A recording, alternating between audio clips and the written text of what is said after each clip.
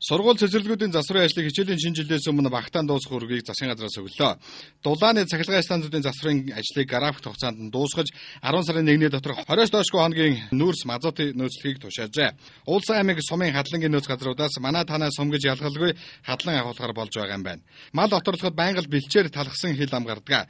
Тиймээс тусгай хамгаалалттай газар бас хилийн зурсуудад байгаа үн болохоор газрыг сонгож малчтыг үйлжүүлэхээр болжээ. Ажлын эсгэж томилгоор шийдсэн байна.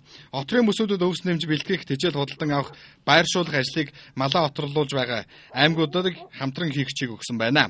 Жил болгон аймаг хотуудаас эхлээд махны хэрэгцөөс нөөц нь багасдаг. Дахин ийм байдал гарахгүй тулд махны хангамжийг хэвэн байлгах үргийг ч нийслэл аймгийн засаг дарганарт өгсөн байна. Хаасаагүй ганта байгаа учраас үйлчлэлтийн бэлтгэлд илүү анхаарах хэрэгтэй болцоход байгаа юм а. Өнөөгийн байдлаар сая 7 сарын 15-ны байдлаар авсан мэдээгээр бол нийтдээ 100 гаруй сумдад бол гантай оюу гангийн байдалтай энэ 100 гаруй сумын малчид өөр сумын нутагт, өөр аймгийн нутагт мал сүргээ зусааж байгаа ийм мэдээлэл ирсэн.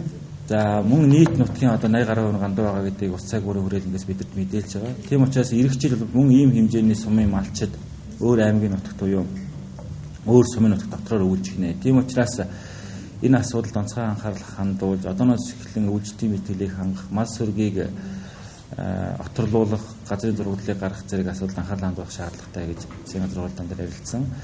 Тиймээс энэ жил 910 тонн өвс, 36 тонн тэжээл, 68 тонн үйлдвэрийн тэжээл нэгдсэн байдлаар бэлтгэхээр төлөвлөжээ.